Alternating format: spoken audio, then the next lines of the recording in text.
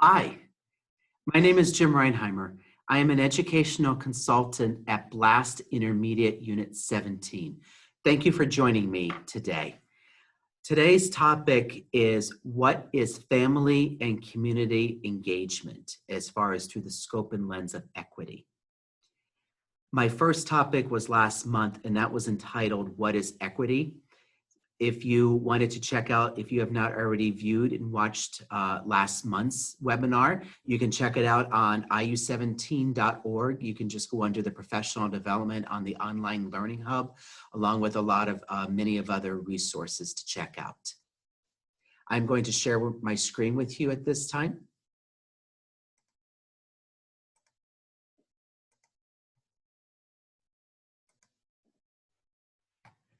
There we go. So today's equity series is What is Family and Community Engagement? Thank you for joining me as I introduce this topic, as I will be covering again in our next webinar series session. Today's essential question is, what is family and community engagement? How are we responsive as a school district to our families and communities? Taking a look here, just as a reminder here, this came from greatschoolvoices.org. What is equality versus equity? So if you look at the picture on the left with equality, if you happen to notice that they're all watching a baseball game, unfortunately, the one on the right cannot see over the fence. All the benches and stools are the same size. You look to your right, as far as equity, if you happen to notice that it is modeled so that every person in that picture can see the game. Equity is giving everyone what they need to be successful. Just like the picture of the baseball game. Whatever it takes for everyone to be successful to see the game. Equality is giving everyone the same thing. Equality aims to promote fairness, but it only can work if everyone starts from the same place and needs the same help. We happen to find that there's been many struggles along the way when we were as far as with equality. Cultural competence entails recognizing differences among people from different culture groups, response to those differences positively, and also being able to interact effectively in those range of cultural environments. That these resources, as far as equity, equality, and cultural competence, came from the Pennsylvania Department of Education. So at this time here, indicators of cultural competence in a school background here. So we start thinking about the first item is school staff and students build and draw upon intergroup awareness in learning and routine interactions. What that simply means is we take every student, everyone that is in that classroom, all of our staff and students, and as far as our awareness and how we can learn from each other, and far as with our interactions. Classroom environments and curricula reflect diversity, equity, and justice. So as far as thinking about that, every person is unique and important in the classroom. Families and communities are engaged in ways that are meaningful and culturally competent. So we want to keep our families and communities engaged, not just as far as our students' education, but as far as outside of school.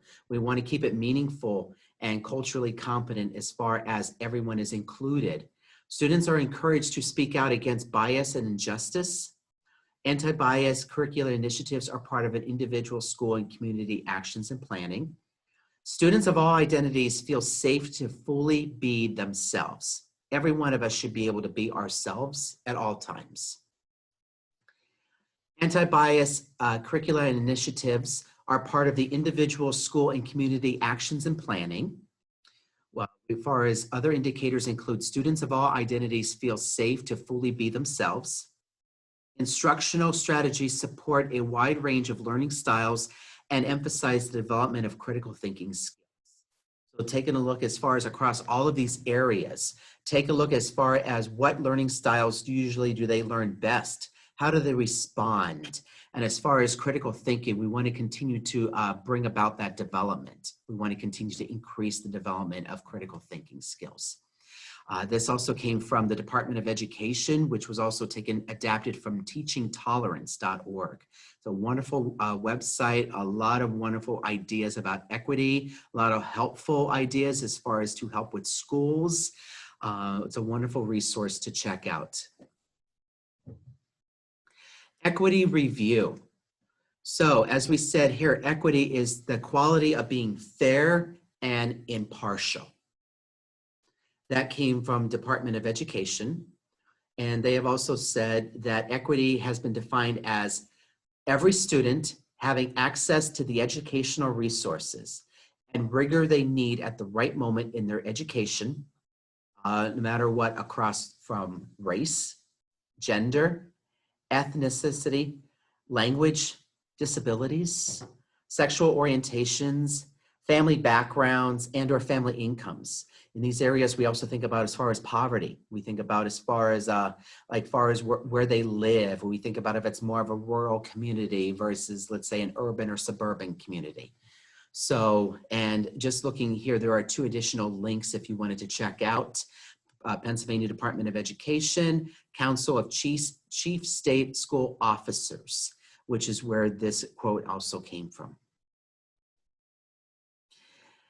Equity, according to, it's the key tenets of the Consolidated State Plan under Every Student Succeeds Act under ESSA. You can find more information about this under the Patent website. Taking a look now, we are now up to the Equity Practices Hub. So as far as the Equity Practices Hub, there was what's known as the Equity and Inclusion Toolkit. It was brought about in 2017 from the Department of Education, Pennsylvania Department of Education. So it was developed to help the advance efforts at the state and local levels to create and maintain supportive settings that celebrate diversity, teaching students the importance of respect for themselves and for others. The toolkit, is part of a series of educational programs and practices the department is providing to give schools the tools to move toward equity and inclusion. So this is not something that is just something we're going to work on this year. This is what I would like to be quote as from one of my leading individuals, Dr. Nicole Holland Sims from Patent. Learned a lot from her that she works a lot for as Equitable Practices Hub through equity. And this is more of a journey. This is not just a one-stop, like this is not just one thing we're going to conquer this year and then move on to something else. This is a journey. So this is a journey that we're going to lead from year to year and how we can always continue to grow educationally, working through as far as with our students, working with our families, our schools, working with the community, okay? So, and that ties me into, which I will be going into the Equitable Practices Hub very shortly. So one of the areas under the pillars include family and community engagement. So for that, the question for family and community engagement is, what is the role of the educational community beyond the school in driving educational equity efforts? So in these spheres, we think about as far as the district and school. So like, what is their role? What are they doing beyond their school to support families and communities? Reaching out to families and communities. We think about as far as, how about breaking it down now to the classroom, okay? Breaking it down, let's say, and I have here school and also individuals as well, individuals. So moving back here now, I will click on Equitable Practices Hub. It's just a hyperlink here, which is under education.pa.gov. So this is under the Pennsylvania Department of Education. I'm just going to give you just a little brief introduction of this today. We will go through more next month as we dive further into this pillar of the family and community engagement. So here we talk about the give an introduction of what is equity, as I went over with you before, going into, let's say, our pillars. In the introduction, I went through each of these. These are all the different pillars. This is the one that we're going to introduce, that we'll work a little bit with today. Our spheres include as far as moving to the district and school. So in what ways can school districts or an individual school become more equitable across their systems? So what can they do as far as reaching out, as far as what can they do across throughout? Okay, throughout as far as with working with the students, families, communities. Classrooms, here this is what we think about as far as what can teachers do? Thinking about as in manners of curriculum, discipline, just going back into the ideas, classroom culture, in order to become better proponents of equity. Okay, so think about all the different students are in the classroom. Okay, how can we all make sure that all of them, that we recognize every single student and that they are wonderful, unique, and important. And finally, moving into the individual aspect here. So what can an individual be? It a teacher, it could be an administrator, student services professional, caregiver, or student do to promote equity in their educational community. So instead of a whole, now we're bringing it down to a single person. So what can we do? How can that person promote equity in their educational community? In so many other ways, you are doing it now. So like by going through the Equitable Practices Hub, it's just looking for more resources, more ways that we can continue to learn, continue to grow as educators.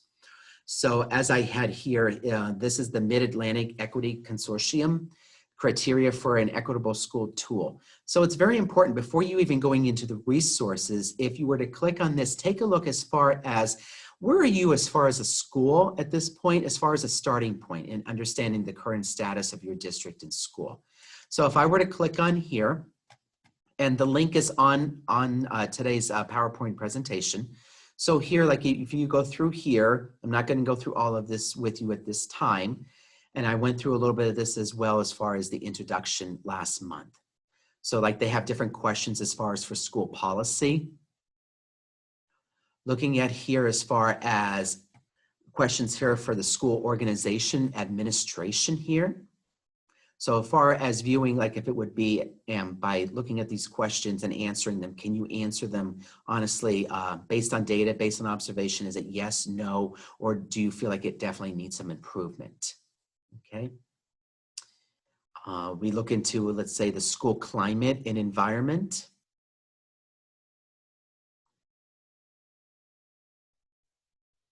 Looking at staff.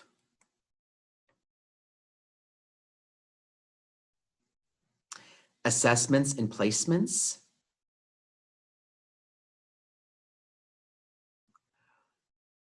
Professional learning. This one I always feel is very important. All of them are important. I always keep thinking as far as myself, how can I continue to grow? What areas am I doing well? What areas maybe that I can continue to learn and grow? Thinking about as far as our standards and curriculum development. So that is the first area here. And then once completed by a core district or a school team, which then you can do is you can look at some action steps in alignment with Pennsylvania Department of Education, the equity pillars of practice.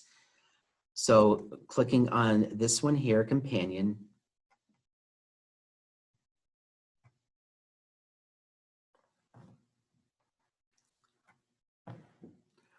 So there are, as far as some of these areas here, taking a look as far as where we are as far as the pillars of practice. Goes over as far as each section here. Looking at as far as if you identified no or needs improvement, describe the themes that emerge from these items. Maybe your next action steps to improve equitable practices. Who, by when, maybe setting a goal.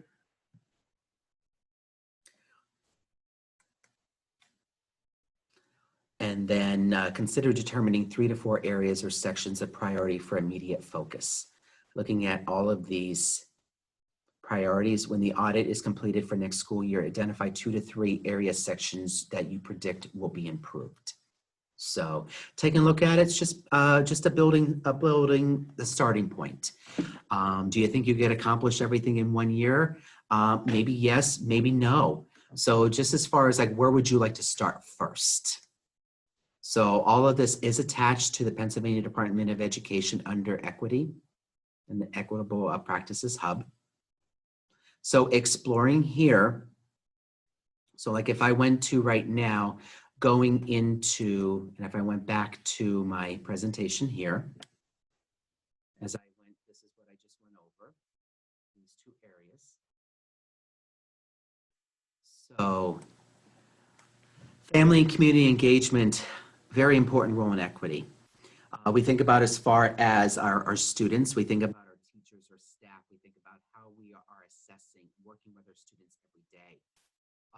At the same time, we need to also think about as far as the families that they are in. Thinking about having our families and communities engaged.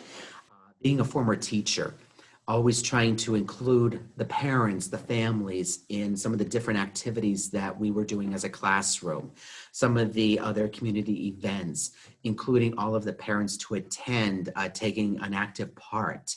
So thinking about as far as like their needs, like what they would like to see, and at the same time make them feel included as well. So it's just very important. So while the educational community seeks to examine its strengths and weaknesses in relation to equity, very important to involve family, local communities. So since students are a part of the community, families and communities have a direct interest in the practices of their children's school. A little more of a background right there as far as behind the introduction to family community engagement. And then once we go into this, then it will be based upon resources and standards.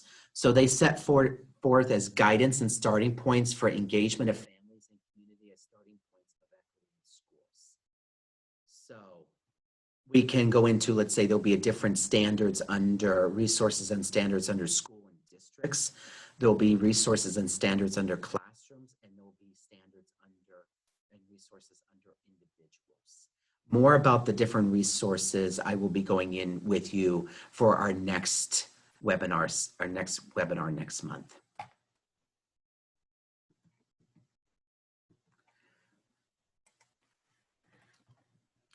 So just going back into Pennsylvania. So family and community engagement. So when it's broken down now, what I'm going to be doing now is there are 6 standards that we will be looking at as far as family and community engagement.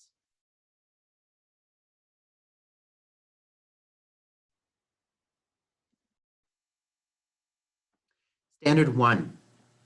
Standard 1 is connecting families to community resources that support their goals, interests, and needs. Standard 2, how can we build partnerships with families that are strengths-based, authentic, reciprocal, back and forth with each other, and respectful. So strengths-based, where are the strengths in our families? Where are the strengths for our students? Focus on the strengths. Think about what's authentic. What's something that's maybe a little bit different, but unique and great. Reciprocal, back and forth with each other. The communication back and forth is so very, very important. And always to be respectful of all of our needs and as far as going into each of these standard areas. So we need to always be respectful of our views, our beliefs. Standard 3, partner with families to identify information, resources, strategies to support them in their roles as teachers, models, encouragers, monitors, leaders, and advocates as they support their child's learning and development. So it's a long standard, but just taking a look at it here. So identify resources, strategies, support them in their roles so that we are the teachers, they are teachers, they are models, we are also models. We can also be both encouragers, monitors, leaders, and advocates. So we are advocates as far as to support their learning and development. And we think about as far as, so are the families, so are the students. So we are all, each of these areas, a very important standard, all of them. Looking at standard 4, we want to provide intentional opportunities for families to connect and engage with each other. So just having that engagement with each other, having an open, honest communication based on respect, positive rapport, learning from each other, I have found that's where we usually see the most success and the most learning take place. Standard 5, support families as they develop their leadership and advocacy skills. I think about this one is a very important area. I also think about maybe as students, as they are getting older, moving into areas of transition. Thinking about as far as like what they would like to do when they grow up, participating in meetings, being their own advocate. So this way they have a voice as far as their education, their needs as well. So all of us together can work. And including, as I just said here for standard 6, building partnerships with families during times of transition. So during transition, it could be transition at the age of 14, before age 14, going from one school to another, maybe in moving, or as well as maybe we're getting toward the end of high school. So there's so many different examples here. So building that partnership so that maybe going from, let's say, even just from one teacher to another, how can we continue the transition, okay? And as they continue to get older, move from grade level to grade level. So very important standards. And going through each of those standards at this time, I will go back here. And so if I went into, let's say, school district, I will go through more of this in our next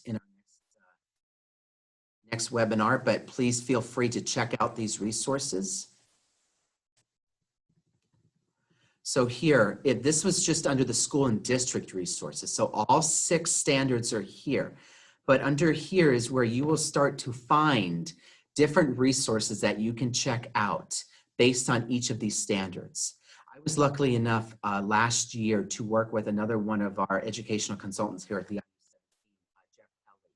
Kelly. Together, we worked on standard 5 was one of our examples that we worked on, and just trying to find some different resources that we can share out. This is a toolkit. This will be updated, I think at least quarterly. So in fact, this should be updated very soon again with maybe some additional resources.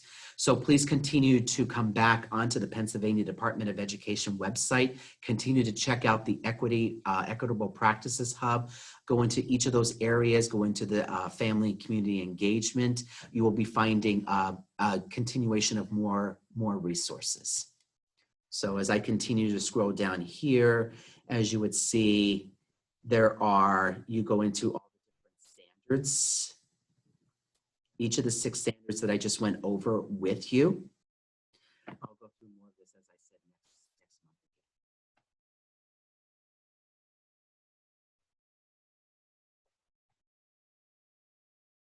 month. If I went under classroom, you would just see the same thing, except now the same standards are here, except now this is based on classroom resources instead of school resources.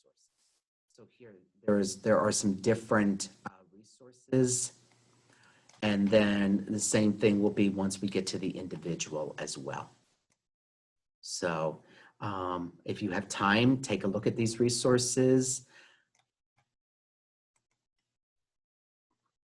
That is just a little bit of a highlight of what's behind the family and community engagement. There is so much more that I can go over with you. This was just more of an introduction. To conclude, before the end of our session here, I would like to share with you an article share.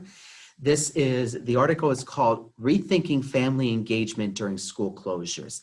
At the same time, what schools are currently 5 days a week in person, what schools are maybe through a hybrid model, what schools right now are remote learning. So under the Teaching Tolerance website as well, there is an article they have, and it's called Rethinking Family Engagement During School Closures. So this one's very important because we also need to take the importance if there are some remote learning going on at this time. So the importance of taking time to check in with students' families as part of the family engagement can make a huge difference. As we think about over the last several months, just touching base to see how they're doing is so very, very important. So if I clicked on the article at this time, this is the article right here. It's a short read. It's only maybe about 4 pages. So it's not a long article. So in this article here, they go into 3 different assumptions. So just a little bit of a summary here. So the first assumption is caregivers that are home with their children and can help direct distance learning. They were available to answer questions, help with assignments, and navigate technology issues. We know for the case, we do not see that a lot. Some parents still are working, or maybe you're working from home and they are not able to just be there to answer all of the questions. So like for our part, how can we increase opportunities for family engagement just by being flexible? So just being more understanding that we know that there are going to be some struggles. Maybe we can put a little more of maybe a longer timeline as far as thinking about their work schedules, maybe giving some choices, something that maybe would be more applicable for them to work on at home. So, and like those are just a few examples right there. Assumption 2, caregivers understand your expectations and know how to motivate students to complete assignments. A lot of times students may behave differently in school versus at home. So it may be better at school versus home or vice versa. And at the same time, as far as think about maybe think about our families as well, or thinking about, if we think about age, we think about siblings. There's so many other factors involved. So how can educators keep caregivers involved by streamlining communication and offering clear expectations? We can give some of those expectations what we expect, but we should also be available to answer their questions, be supportive, and how can we support the caregivers during this time? There is already enough stress going on, as we learned back in the spring, that there's a lot of obstacles. And we need to continue to be flexible and also be caring, and how can we support as well for the students and the families and parents. Assumption 3, families expect teachers to assign a full day's worth of work. So they probably think, okay, well, they'll just get all their assignments. They're going to sit and do it. I don't have to worry about anything. So here we can think about, how can educators recognize to caregivers that they are doing their best and trying to meet their child's social and emotional needs. So at this time, you know what, we can give assignments. Are they going to get done? Maybe, maybe not. Maybe there's only one computer in the house and they have to share computers. There's so many different factors that are involved. So we need to think about, again, how can we be flexible? How can we be supportive? We also think about families, if they are working from home, thinking about that they need to keep their employment as well. And there's a lot of maybe other worry, anxiety going on. So a lot of times, like we see our parents that, you know, they could be as supportive as they can, but if they're also trying to work, keep their jobs, and if there's any other anxiety or maybe struggles going on, we just need to continue to be helpful. Maybe just do that check-in with our families. Hey, how can I help you? What do you need from me? How are you doing? Okay, so it may not all be about worksheets. Some days it may be, hey, listen, it's all right. Hey, let's talk. What can I do to help you today? All right, so check in with the students, check in with the families. This is so important with equity as well, keeping that positive rapport, keeping that communication reciprocal relationship, keeping it positive, but being there for each other. So that was just a little bit of a summary from the article. Take a look at it. The link is right there. And also, I'm also including a family and community resource toolkit. So this additional resource to check out until the next equity webinar. This is another toolkit you can take a look at, see if there's any ideas that would be helpful or that you think, wow, I might be able to try this. So, and additional resources from today have come from Pennsylvania Department of Education, teachingtolerance.org, as well as the Pennsylvania Equity Inclusion Toolkit, and also through Patton. So at this time, I'm going to stop share, and I just want to thank all of you today for joining today's webinar as far as what is family and community engagement, and stay tuned, and I hope to see you again next month. Have a great day, everyone. Thank you.